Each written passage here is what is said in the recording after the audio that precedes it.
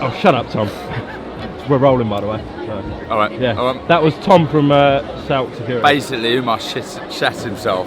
He said, "You're not allowed on the stage." He jumps off quicker than I've seen anyone fucking move in my life. Anyway, how you doing? You alright? All good, all good. UMAR Ahmed, IFL Civi, MTK Global, joined by former IBF World Champion Darren Barker. I know you like that.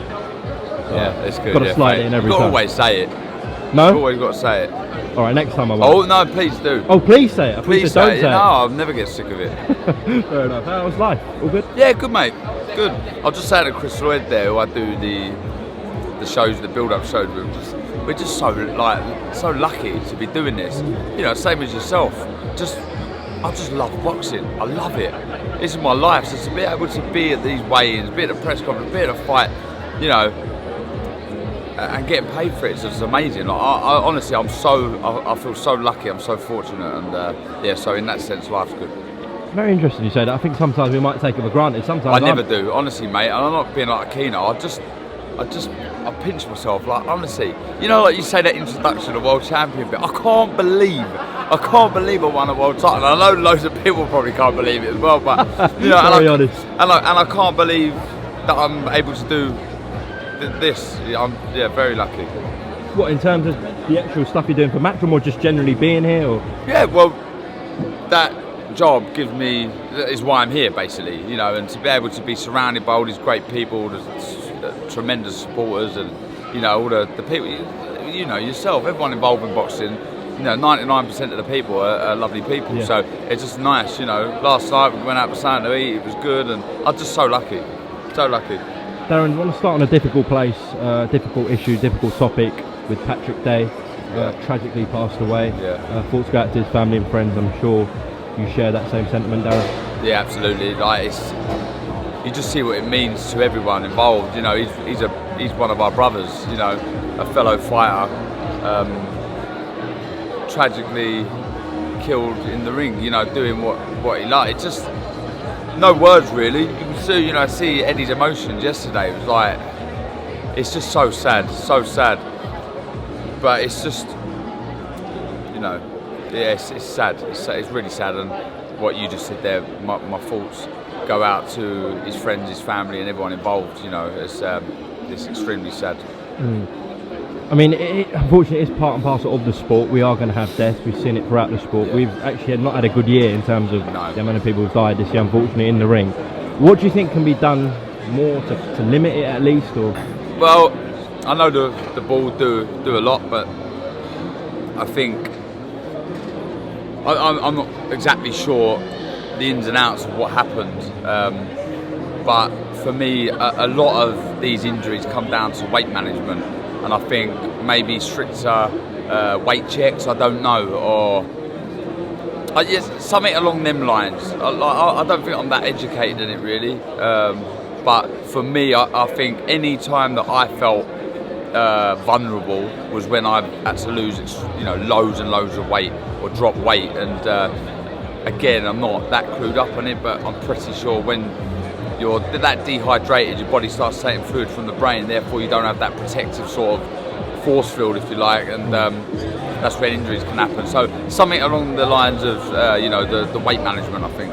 When you were fighting, did you ever feel, well, you said you were vulnerable, but did you ever feel like people weren't looking after you properly? No, never. No, don't get me wrong, I did feel, like I say, vulnerable a lot of the time. I'd have to lose about 9 kilos, 10 kilos every fight.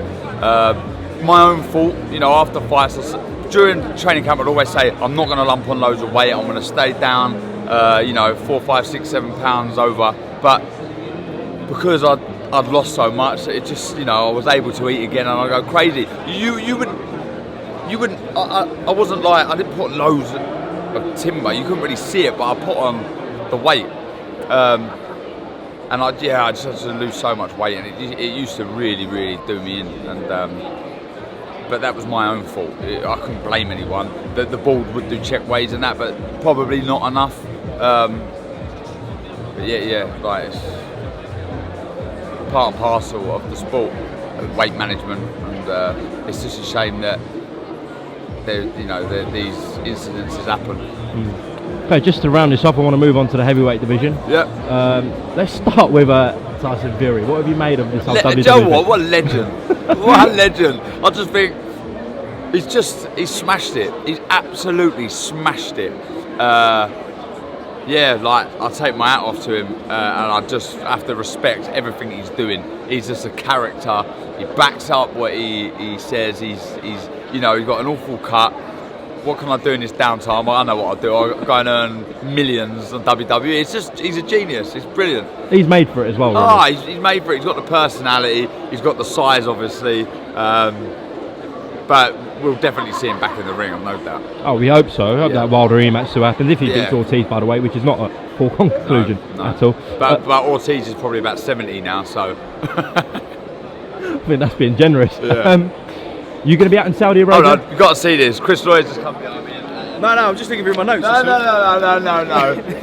That's what I've got to deal with. Hang on, you do this, he does it to me every single show, so you shut your face. Really? Oh, he slipped away. Anyway. You're going to be in Saudi Arabia, not for Fury, but for Ruiz Joshua? No, we're not covering it. No, for Ruiz Joshua, I mean. I'm not out for You're not, no, I'm not out there.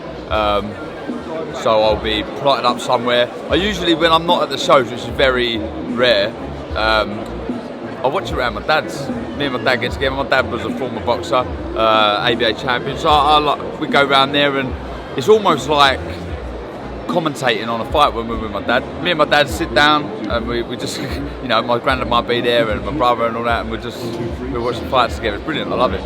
What's your gut feeling, saying? Whoever turns up.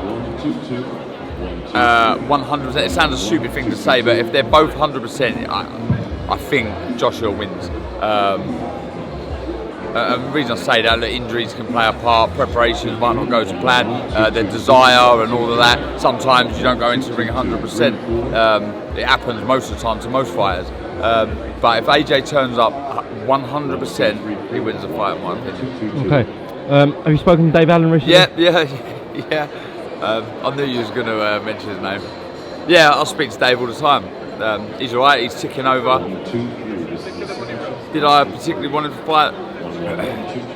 After the Price fight, no I didn't. But as time's moved on, he's explained to me that it's what he wants to do, he feels alright. And what am I going to do? I've got to support my mate, and that's exactly what I'm doing. So look, he's good. He's good.